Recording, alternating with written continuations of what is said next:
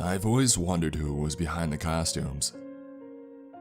I was unfortunate enough to find out when I took my son on his first trip to Disney World. Being a single father isn't easy. I work as hard as I can to provide for my child, but I need to make enough free time to be there for him. It's a rough balance that I and many others struggle with to maintain. It's so rare that I get the chance to spend the entire day with my boy, or that I get a break from the stress. So when an opportunity arises, I try my best to make it a reality. So when my son David happened to come across a contest that boasted the chance to win a family package to Disney World, I set my sights on making it happen. His glee, while he filled in the necessary information, was almost enough to make my heart melt on its own. I wasn't naive.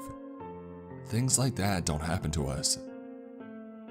After losing her, I learned that you can't count on things to work out for you. After David submitted his form, I started to scour my work schedule for any openings that I could take and still be there to provide. Earlier mornings got earlier, and my workload increased tenfold, but it would all be worth it. And that's what I thought anyway. The contest ran for a month and a half to give people time to send in their entries, and me time to save up for 2 tickets.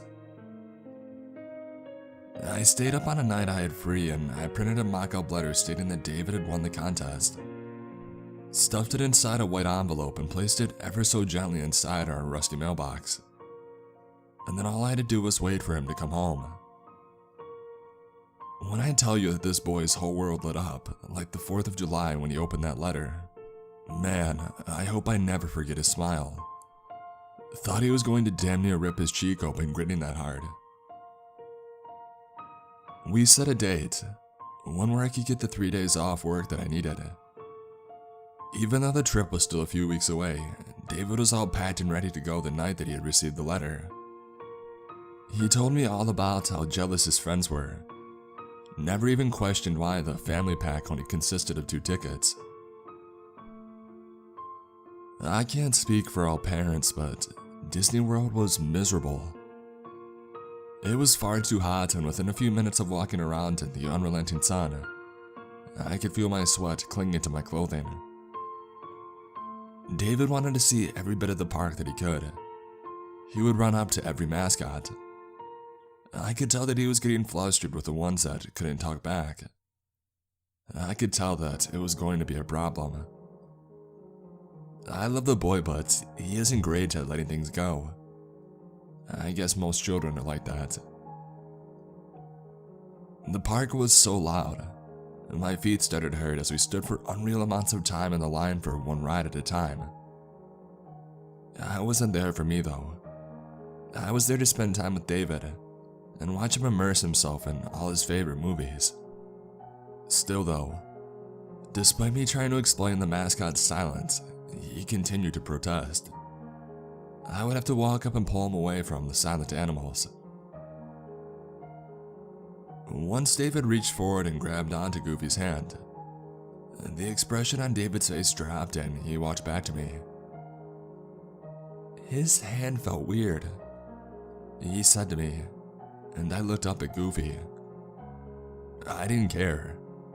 They could be as animated as they wanted, but the unmoving face always gave me the creeps. The way they can just stare forever. We didn't engage with many after David got creeped out, and I couldn't really get an explanation out of him. We still had far too many things to see anyways. We couldn't be stopping to talk to each and every make-believe character. David's mood slowly returned as we feasted on a monstrously expensive meal, and we went on a few more rides.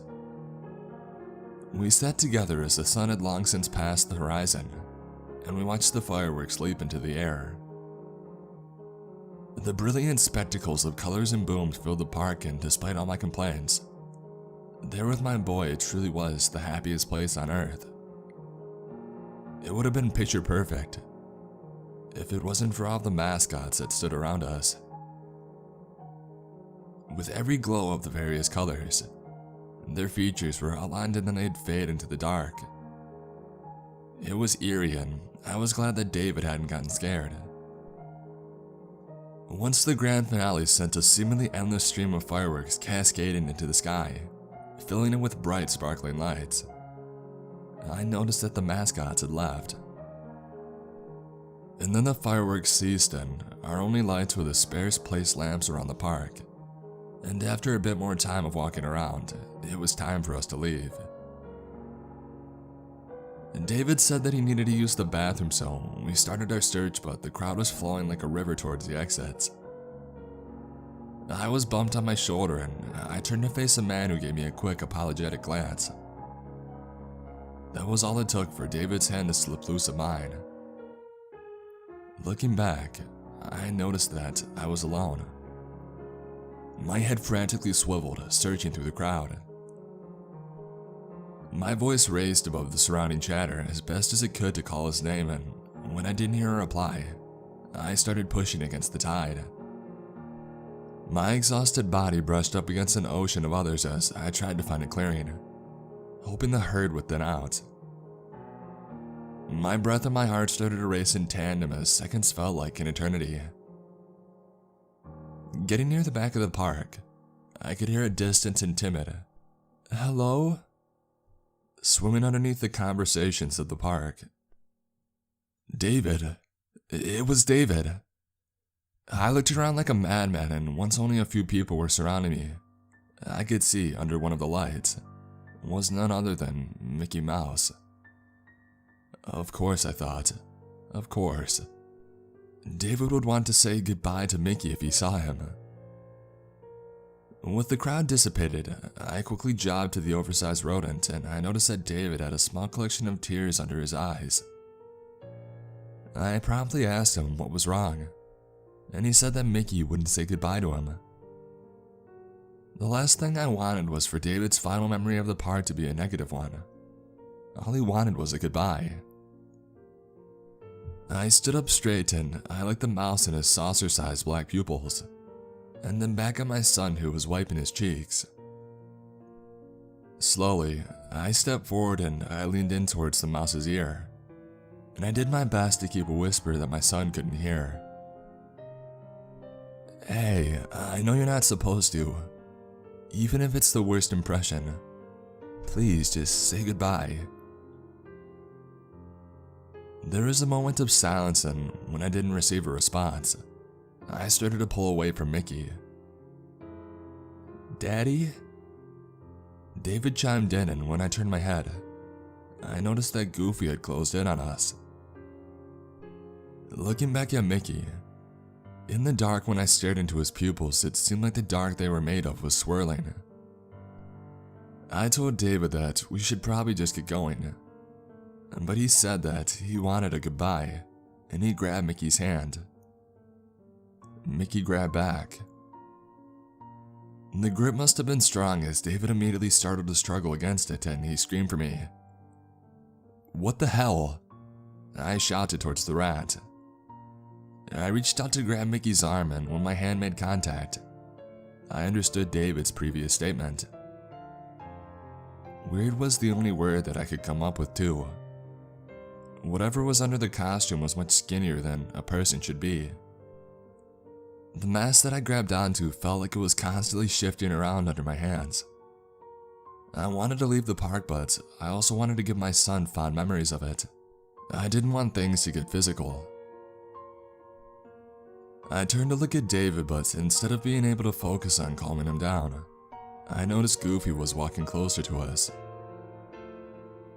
The illumination above us cast completely on the front of Goofy, and the costume's fabric was writhing. Like hundreds of fingers were under the costume all pressing on the inside of it. That was enough. I would just buy the kids some damn ice cream on the way home. "Let go or I'm going to hit you," I warned.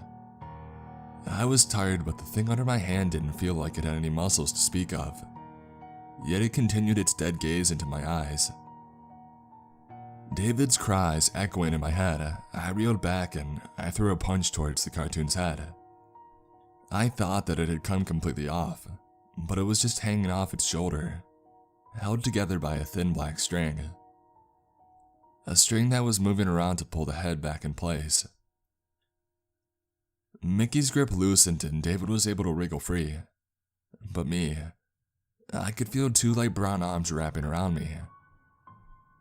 "Run to the exit, David," I exclaimed as I wrestled against the dog trying to hold me in place.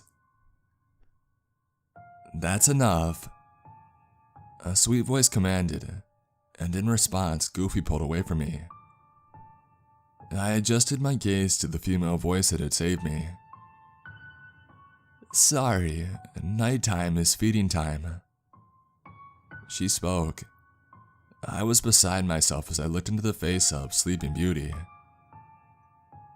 The actor stood under the lamp across the path with their hands clasped together. Mickey and Goofy stepped away from us. Mickey, now with his head back on his shoulders, stepped into the shadow. Sleeping Beauty walked forwards with an unwavering smile. "We have to take care of the young, don't we?" She spoke, looking at David but clearly addressing me. "What's your name, little guy?" David looked at me and then back to Sleeping Beauty. "David?" he whispered. Sleeping Beauty lowered herself to David's eye level and gave him a nice, toothy smile. "Goodbye, David," she spoke, soft and kind, with one of her hands reaching out to hold David's hand. "And good night." Raising back up to meet my stare, she continued her almost inhuman smile. "You're going to want to get that off of you." She pointed at my arm. There was what I first thought to be a strand of hair resting on my bare arm. What I thought was a hair then spread across and seemed to multiply until it was a straggly clump with thin strands reaching around. I felt a small prick as a number of the strands seemed to try and wriggle their way into my pores. Quickly, I raised my other hand and I grabbed the mass. As I pried it from my arm, the strands continued to brace into my skin. With enough effort, the tendrils were snapped loose and I chucked the mass to the ground before it could latch onto my hand. The clump moved across the tiled road until it found Sleeping Beauty, who bent over and let it rest into her gloved hands. She nodded, and with that, I grabbed David's hand once more and pulled him towards the exit.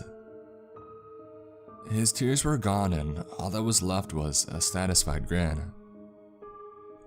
I offered one more look back as we got to the exit. They were all there. Each mascot that we had come across that day stood in the dark, watching us leave. Our drive home was long, quick for David though. He had passed out in the passenger seat clutching one of the souvenirs that we had purchased. I tried to get the images out of my head on the ride home. Each stray strand of hair in the car sending me into a mild panic, until the wind pouring in from the windows whisked it away. I think what was most disturbing to me, even as horrific as the fur mascots were, being held together by whatever the hell was inside there, was Sleeping Beauty. Her calm and collected attitude, and most unnerving, when she flashed that toothy grin to my son. The light above us perfectly bounced off those pearly whites, and the black strands that were poking out from the small gaps in her teeth. David has never brought it up, despite me asking if there was anything he wanted to talk about, and he only reminisces about the positive experiences of that day. I'm not sure if we'll ever go back, but if we do, I'll be sure to leave before closing time.